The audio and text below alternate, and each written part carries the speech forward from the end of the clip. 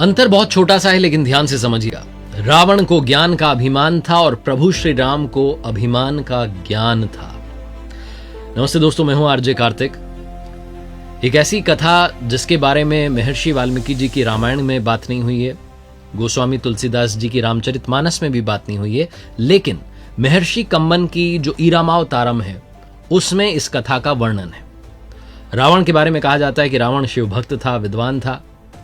रावण को एक अलग पर्सपेक्टिव से उसकी कुछ ऐसी बातें जो दुनिया तक नहीं पहुंच पाई, उसके बारे में ईरामावतारम में वर्णन किया गया है। कहा जाता है कि जब भगवान श्री राम को लंका पर विजय पाने के लिए सेतु निर्माण करना था, उस समय वो अपने आराध्य शिव जी को आमंत्रित करना चाहते थे, शिवलिंग की स्थापना करना चाहते थे, उनकी पूजा आराधना करना चाहते थे।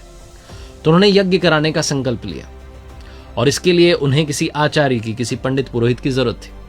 जामवंत जी से उन्होंने कहा कि आप कहीं से ढूंढ के लाइए, कोई आचार्य मिल जाएं जो यज्ञ संपन्न करवाएं ताकि हम यहां शिवलिंग की स्थापना कर पाएं। तो जामवंत जी ने कहा कि प्रभु, यहां जंगल में, समुद्र तट पर पेड़ पौधे हैं, वन्य जीव हैं, इनके अलावा तो क्या मिलेगा। तो प्रभु श्री राम ने कहा कि हमें ऐसा आचार्य चाहिए जो शैव और वैष्णव दोनों परंपराओं का ज्ञाता हो। इस पर जामवंत जी ने कहा कि प्रभु, ऐसा है एक जानकार, लेकिन वो हमारा शत्रु है। प्रभु श्री राम ने पूछा कि कौन। तो जामवंत जी ने बताया कि वो पुलत्स्य मुनि का नाती है, वैष्णव है, शिवभक्त है और दोनों परंपराओं को जानता है, वो रावण है। प्रभु श्री राम ने कहा कि ठीक है, आप बात कीजिए और यज्ञ का निमंत्रण देकर के आइए, क्या पता वो आचार्यत्व को स्वीकार कर लें। प्रभु श्री राम की आज्ञा पाकर के जामवंत जी लंका पहुंचे, क्योंकि रावण वो व्यक्ति था जिसमें सारी खूबियां थी। जब रावण को पता लगा कि जामवंत जी लंका आए हैं, तो उसने अपने सैनिकों को आदेश दिया कि उन्हें आदर सहित महल तक लेकर के आया जाए, क्योंकि जामवंत जी के जो पितामह थे वो रावण के पितामह के मित्र थे, इसलिए रावण उनका सम्मान करता था। जामवंत जी जब महल में पहुंचे तो रावण ने आदर सहित उन्हें बैठाया और उनसे पूछा कि आपका यहाँ कैसे आना हुआ। तो जामवंत जी ने बताया कि मैं यहाँ पर अपने यजमान के लिए आचार्य को ढूंढने आया हूं और आपको आचार्यत्व का निमंत्रण देता हूं, आप आइए, मेरे यजमान को यज्ञ करवाना है। तो रावण ने पूछा कि आपके यजमान कौन है। तो जामवंत जी ने बताया कि प्रभु श्री राम एक यज्ञ करना चाहते हैं, एक बड़ा लक्ष्य है, उसके लिए वो यज्ञ कर रहे हैं और भगवान शिव के शिवलिंग की वहां स्थापना करना चाहते हैं समुद्र तट पर। रावण ने पूछा कि वो लक्ष्य क्या है, लंका विजय। जामवंत जी मुस्कुरा करके बोले हाँ।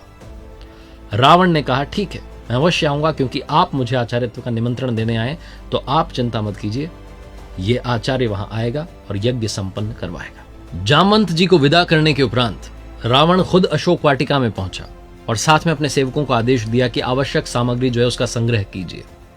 अशोक वाटिका में पहुंच करके मां सीता को रावण ने बताया कि आपके पति समुद्र तट पर लंका विजय के लक्ष्य से एक यज्ञ कर रहे हैं और भगवान शिव की आराधना करते हुए वहां शिवलिंग की स्थापना करना चाहते हैं और मुझे आचार्यत्व का निमंत्रण भेजा है, मुझे आचार्य बनकर वहां जाना है।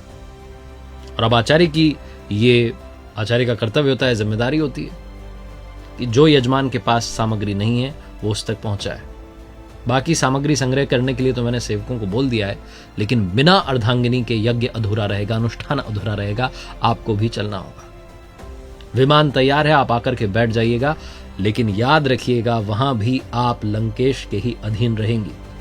अनुष्ठान संपन्न होने के बाद वापस आपको उसी विमान में बैठ करके लंका लौटना है। मां सीता ने हाथ जोड़ करके सर झुका दिया, प्रणाम किया और लंकेश ने अखंड सौभाग्यवती भव स्वस्थ कंठ से ये आशीर्वाद दिया। विमान पहुंचा समुद्र तट पर। भगवान श्री राम ने भेजा विभीषण को, छोटे भाई लक्ष्मण को, सुग्रीव को कि जाकर के लेकर आइए आचार्य को। आचार्य जब वहां पहुंचे तो स्वस्थ कंठ से भगवान श्री राम को भी कहा, जो कि उनके यजमान थे, उन्हें कहा लंका विजयी भव, दीर्घायु भव। सब लोग चौंक गए कि लंकेश जो है वो ऐसा आशीर्वाद कैसे दे सकता है। यज्ञ जो था वो शुरू होने को था, अनुष्ठान शुरू होने को था। तो आचार्य ने कहा, यानी कि लंकेश ने कहा प्रभु श्री राम से कि आपकी अर्धांगिनी को बुलाइए। अब प्रभु श्री राम कहते हैं कि अर्धांगिनी इस वक्त नहीं है, क्या कोई और विकल्प हो सकता है। तो लंकेश कहता है कि नहीं, क्योंकि आप विधुर भी नहीं हैं, आप अपनी पत्नी को छोड़कर के भी वनवास में नहीं आए हैं।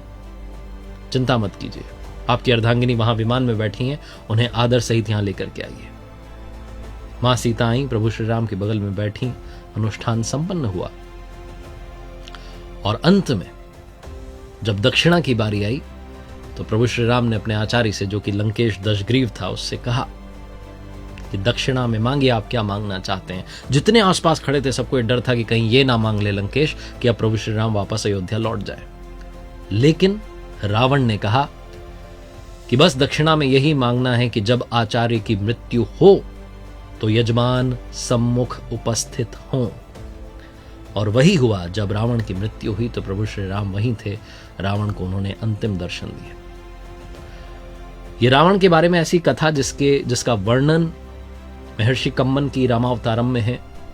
इसको आज सुनाने का मतलब सिर्फ ये है कि कई बार हम शत्रुता में सारी हदें पार कर जाते हैं। दुश्मनी निभाने में भी कर्तव्य जो है वो अगर बीच में आते हैं तो उन्हें पहले पूरा करना चाहिए। यही रावण की कथा हमें सिखाती है।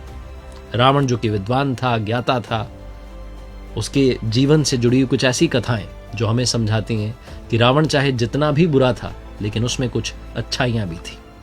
एक बार फिर से वही बात जो अक्सर आपसे कहता हूं, ऊपर वाले के आशीर्वाद, अपनी मेहनत और अपनों के प्यार के साथ कर दिखाओ कुछ ऐसा कि दुनिया करना चाहे आपके जैसा। याद रखिए, हर सोमवार सुबह 9:30 बजे मेरे साथ देखिए एक नई कहानी, और हर शुक्रवार सुबह 9:30 बजे मेरे साथ देखिए लर्निंग सीरीज का एक नया वीडियो।